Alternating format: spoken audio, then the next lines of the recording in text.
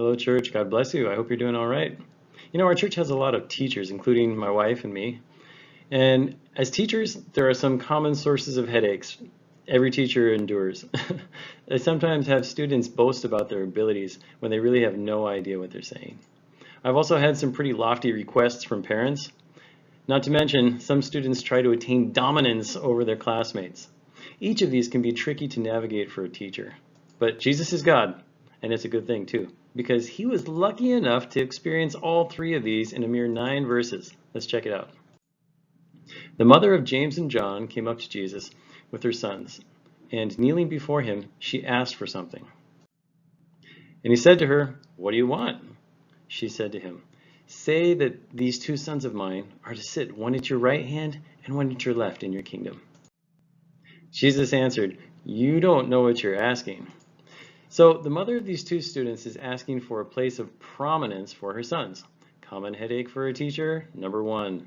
What's more is that this ties into a debate that's been going on among the disciples about who is going to have a place of prominence, or you could say dominance, over the other disciples. Common headache for a teacher, number 2. We're off to a good start with a double whammy of manipulation written all over it. Jesus turns to these 2 disciples and says this: "Are you boys able to drink the cup that I'm going to drink?" Now, this isn't some germaphobe COVID thing. He's talking about the suffering that he's going to endure. But look at their answer. "We are able." These guys don't have any idea what they're talking about. Common headache for a teacher, number 3. At this point in the conversation, these fellows aren't looking like they're made of the kind of moral fiber that you would expect to find in the leaders of the Christian movement. Remember, however, Jesus can see through them. He knows their motives and what's driving their actions. However, he also knows their future. Over the course of just the next month or 2, these guys were going to undergo a radical transformation because they were going to be eyewitnesses of Jesus drinking his own cup. And so he says this: "You will drink my cup, but to sit at my right hand and at my left, it's not mine to grant, but for those for whom it has been prepared by my Father." For a brief moment, they probably thought, we're going to get what we requested. But at last, their scheme didn't work this time. Jesus just didn't have the right to give that position away. But they tried so hard, they even got their mother in on the attempt. Rats. Well, when the other disciples heard about it, they were indignant at these 2 brothers. They were probably mostly just upset that they didn't think about it themselves. Man, I could have had my mom help me. Why didn't I think of that? But Jesus called them all to him, and he said to them, "You know that the rulers of the Gentiles lord it over them, and their great ones exercise authority over them. It shall not be so among you, but whoever would be great among you must be your servant, and whoever would be first among you must be your slave." Let's process this just a little bit. They have an authority structure in mind, and it looks like this. This is where the greatest sits at the top in a comfy chair while loads of people serve him. Those on the bottom work hard and sweat hard while the boss has someone fanning him off in his comfy chair at the top.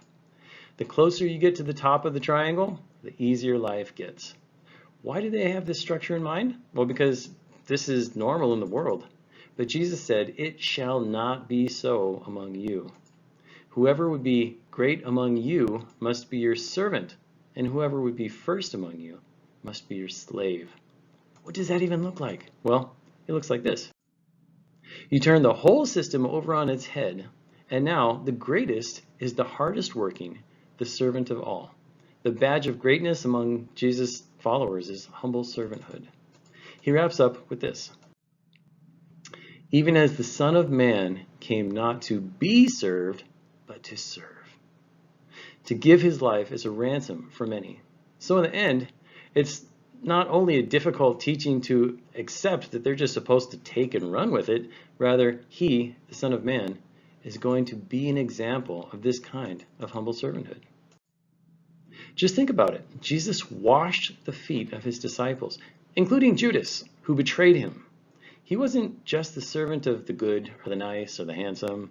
He wasn't just going to be the servant for the good ones. He was a servant for all of them. Again, We all know about the cross. This wasn't an act of servanthood just for a few, but for all. No one took his life. He willingly gave it on behalf of the world that he so loved, as an example of greatness in this upside-down system. So here's a lesson from this passage.